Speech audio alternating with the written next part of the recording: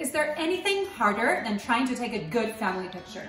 It's like you try, but the lighting, the children, everything is wrong, and then you end up getting 100 photos on your camera and you've got nothing to use. Nobody is ever looking, right? Right. I'm Carolina. And I'm Liat from Momjo. And today we are meeting with a friend and amazing photographer to give us some tips on how to take good family photos. If you are new to our community, remember to subscribe to our channel. And if you're enjoying this video so far, give us a thumbs up. Let's do it.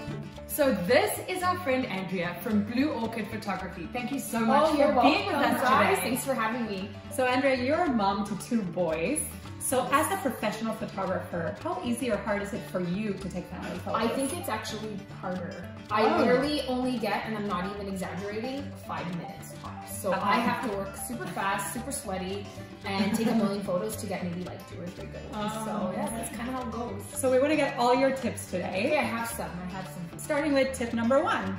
Okay, so tip number 1 is natural light. Oh, that's a good one. Favorite. So if you are in a dark basement or a dark room, you don't want to take a picture. You want to have some nice natural light behind you. That way you can, it'll brighten up the image and it's more real instead of dark and shadowy kind of stuff. So that's tip number 1. Good one. So let's take a look at what non-natural light picture looks like versus natural light. Absolutely. Compare and contrast. Right.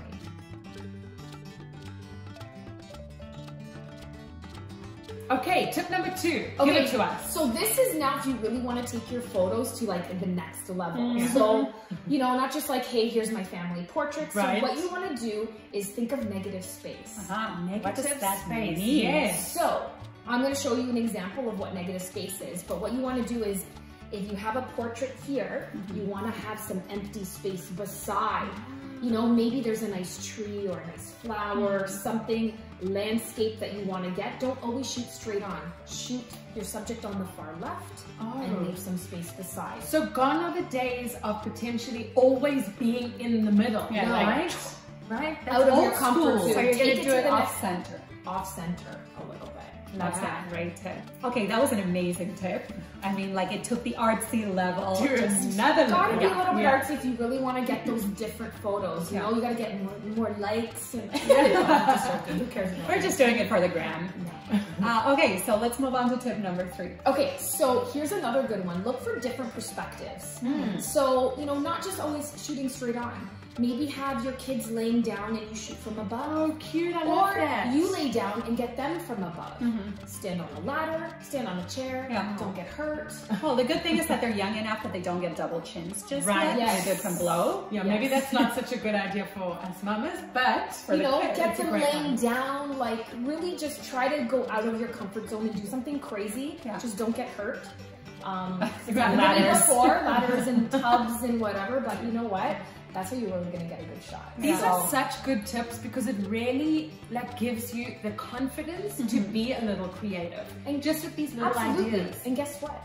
If you don't like it, delete, or it just sits on your phone for many months. Yeah, you're going to take 100 million on the wrong. Just back those up, okay? Yes. Back those up. Okay, we're loving these. We need another one. What's tip number 4? Okay, so basically, your camera has a lot of features where, you need to figure out what features your camera has.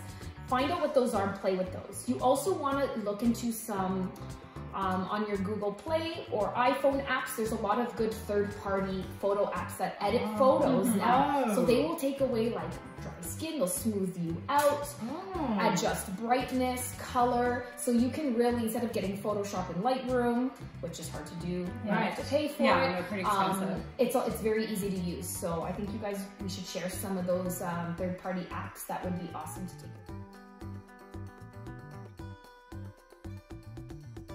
Tip number 5. Okay, so here's a really important one. You guys want to make sure that you have a good phone. So you can spend literally thousands of dollars and get this shiny new camera, and not know how to use it. Right. Because really, when you're taking with a professional camera, you do have to learn all the features. Right. And you have to actually carry it with you when you go out and about. Yes, and it's not easy, especially with kids. So take it from me, invest in a good phone with high pixel number. Right. Because that way, especially if you're into product photography, you want to take pictures of your kids, you want that good quality photo. So that to me is really, really important. So invest the money, get it. Yeah, there's like nothing worse than taking a picture of your child and like getting a golden shot and then realizing that it's all blurry. Exactly. So that's another little tip. True. Yeah. Try to keep your camera steady. If you move, you will get the blur. Tip number 6. Okay, so you guys want to always avoid the camera flash. Like the plague.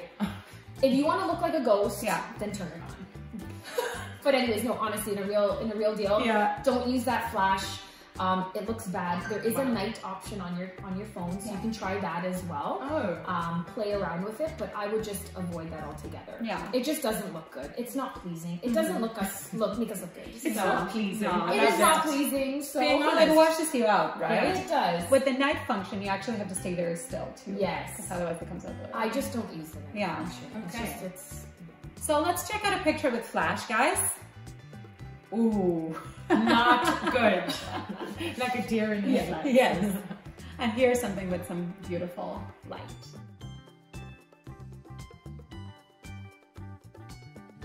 Okay, and the time has come for the final tip, and this is a big one. This is the best one, guys. Okay. Bribe those kids. Oh. Cookies, Done. chocolate, but you have to get something small. Right. Because if you get something big and messy, they're going to show up in your pictures. So a little M&M or Smartie or something really, really tiny that you're not going to see all over their face. Right. So that's key. And you want to just tease them. One at a time. Oh, you did the picture. Here's one. Here's the other. And then make them work a little bit and then do it again. They're like little creatures that need to be primed into doing this stuff. But it works. It works. And as moms, we need all the help we can get. And that was a good tip. You know what? There are memories, right? At the end of the day, they're memories of our kids that we want. So, of course. Something that Liat hasn't mentioned yet is that she carries around a little box of Tic Tacs. I really do. Yeah, and that's what she uses. See? I have them like stashed now in all areas of my house, in my car, just in case when someone's having a meltdown or I need them to do something. It works. Yeah, absolutely.